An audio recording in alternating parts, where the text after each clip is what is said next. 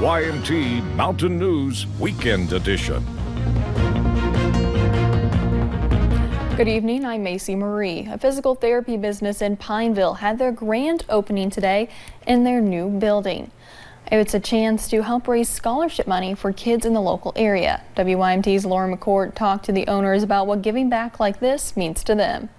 Saturday held a special meeting for those with Apex Physical Therapy in Pineville. We didn't want the grand opening to be so much about us because we've done that. And not just because it was their grand opening in their new location. So we figured what better way than to put the spotlight on somebody else when we know we have a large volume of people here, so we figured we would, highlight Blake. Blake Jackson was a well-known athlete in Bell County. Blake was always a hard worker. He was one of those kids that you always look up to. After he was killed in a crash in 2017, those who knew him wanted a way to remember Blake. A few years ago, they kind of put together right after Blake's passing a scholarship fund to donate, for the community to donate to a scholarship for high school athletes. Using his humble and kind attitude as an example of what people should be. Kind of remember his name year in and year out because he was such a good kid. In recent years, the group started raising money for student athletes in the area in Blake's memory. The last couple years we've been doing this, we've raised a total of $14,000. Saturday, they held their first ever Blake for Blake CrossFit Challenge. We just appreciate everything that his family's done for the community, and then we just want to be able to give back as much as possible. So we thought this would be a good outlet to do that. Helping remember Blake's legacy for years to come. In Bell County, Lauren McCourt, WYMT Mountain News. More than $4,000 was raised during today's event. Workers say they look forward to hosting the CrossFit Challenge and raising money in years to come.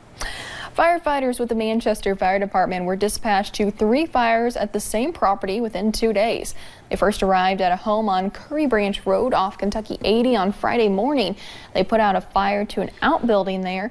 Later that day, they were called to another outbuilding fire on the same property. The latest fire happened this morning. It was also at an outbuilding, this one close to a trailer. No one was hurt. Firefighters say an arson investigator was notified. The widow of a worker who was killed last year when his dump truck came into contact with high voltage power lines filed a lawsuit against a Kentucky utility company. According to the Lexington Herald leader, Vicki Lynn Everman filed the suit Thursday. She claims Kentucky Utilities was reckless and failed to de-energize the power lines. A guard was fired from the Boyd County Detention Center after an investigation into the accidental release of an inmate on Tuesday. The Boyd County jailer says the employee did not follow proper release protocol, leading to the release of this man, James Brewer. In addition to the guard being fired, the inmate who was supposed to be released was also charged for the incident. Jailers say Todd Lesnick gave Brewer his inmate identification bracelet to help him escape. Cincinnati Bengals running back Mark Walton faces a battery charge. Police say he got into an argument with a couple in Miami, became angry and grabbed the woman's phone. Police say Walton and the woman both got scratches on them from the fight. Walton was released from the Miami-Dade County Jail after posting bond.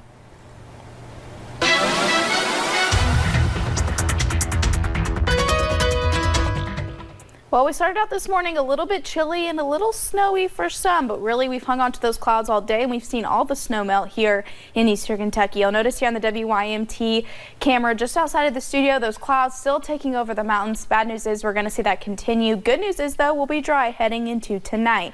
Temperatures, though, for today, we were right around 41 degrees at Jackson for the high, so a little bit below that average of 48 for this time of year. That low of 28 this morning definitely was chilly, but only 2 degrees below our average of 30 for this time of year. You'll notice satellite and radar, we saw that snow get out of here pretty early this morning, and those clouds really hanging around throughout the day. Really, like I said a little bit ago, we're going to see that continue as we head into those overnight hours. Good news is, though, as we scan the skies, we're actually looking at a clean sweep, but don't get used to it because we'll see that change here in the next 24 hours. Temperatures, they're still pretty chilly out there, those upper 30s to lower 40s, so if you're headed out tonight, you're definitely going to want to grab the jacket. And as we head into the next really couple of days, mild tonight, which is a little bit of good news, but daily rain chances, of course, return once again. It could be heavy at times, talking about flooding as well. We'll break down that full forecast coming up in just a little bit.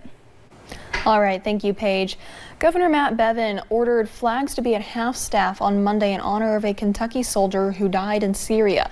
The governor ordered that both U.S. and Kentucky flags be lowered to honor Army Chief Warrant Officer II Jonathan Farmer. Farmer was from Florida and he was stationed in Fort Campbell. Farmer was killed in January by an explosive device. West Virginia's governor announced a state pilot program to address substance abuse use disorder is expanding. Governor Jim Justice says Berkeley and Jefferson counties will now be part of a project that provides prevention and treatment to communities. Wyoming County was the first to participate in 2018. The State Office of Drug Control Policy, Marshall University, and West Virginia University are all partnering up for the efforts. Passport Health Plan filed a lawsuit alleging that Kentucky's cuts to Medicaid reimbursement rates will result in the nonprofit going out of business. The business asked a judge to bar the state from imposing cuts. Passport Health Plan provides managed care for most of Kentucky's 1.3 million Medicaid enrollees. And today is a huge day for Big Blue Nation as the Kentucky Wildcats host the #1 team in the nation, the Tennessee Volunteers. WVLT sports reporter Caleb Noe was in Lexington this morning as fans got ready for the game by attending ESPN's College Game Day. He has more from Memorial Coliseum. Hey, what's up, Eastern Kentucky? I've already lost my voice. We got #1 Tennessee and #5 Kentucky, but first, College Game Day. What's up, my man? Nothing much. Have a great fan here. What's your prediction for the game tonight? It's going to be a close one, but Kentucky's going to pull it out by 5. All right, what's your prediction for the game, little man? Kentucky's going to win.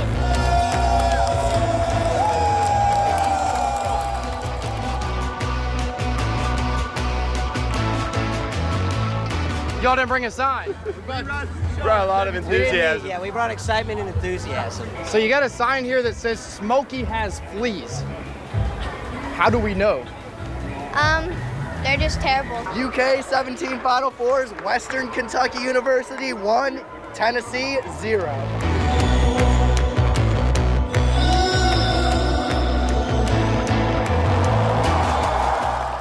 When you first saw the one that Kentucky fans made on TV, what'd you think?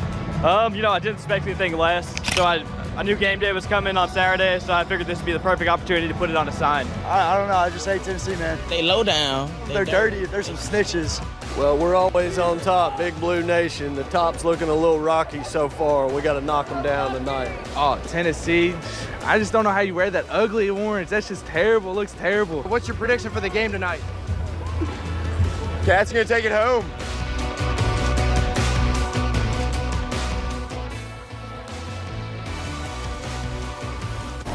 Tonight's game tips off at 8 p.m. on ESPN. Sports director Marcus Browning will have more on tonight's game coming up in a few minutes in sports. And a Kentucky singer will be the one performing the national anthem at tonight's game. Marlena Van Hoos will be the singer. Van Hoos is a Johnson County native who has sung at music venues across the country. Over in Virginia, lawmakers introduced a bill to rename a bridge in honor of a fallen Southwest Virginia state trooper. If it passes, a bridge on Interstate 81 would be renamed as Trooper Lucas Dow Bridge. The trooper was killed while serving a search warrant at the beginning of this month. New details are emerging about the workplace shooting that left 5 people dead and half a dozen police officers injured in Illinois. Police say the 45-year-old shooter was a convicted felon and should not have had a gun. Adriana Diaz has the very latest from Aurora. Police say 45-year-old Gary Martin, a 15-year employee of the Henry Pratt manufacturing facility in Aurora, Illinois, had just been fired when he allegedly killed everyone in the room. My understanding from the witnesses is that he opened fire right after the termination. Aurora has requested as many ambulances as possible for an active shooter with many injuries. The first calls came in around 1:24 p.m. Friday. Officers responded to the scene and exchanged gunfire with the suspect. It took them nearly 90 minutes to track him down. He was in a back machine shop at the very back corner of the building, probably waiting for us to get to him. People who lived nearby heard the gun battle. Because it was ta-ta-ta-ta-ta. So, yeah, and it was like in space, and then came another shots. A human resources manager and an intern are among the 5 people killed.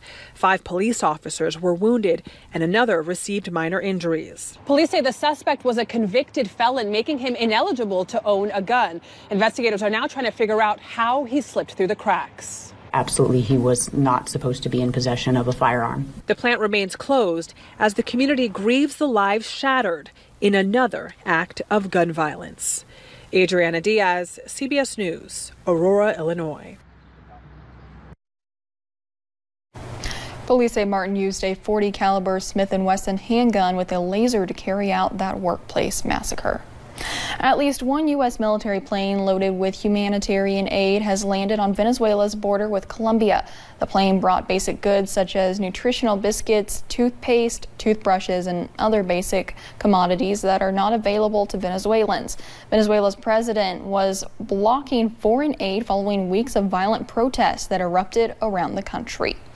And still to come on Mountain News Weekend Edition. Families say their goodbyes as a group of Kentucky National Guardsmen are deployed to the Middle East. And daily rain shades has returned back to the forecast. We'll talk about that and more coming up in just a few minutes.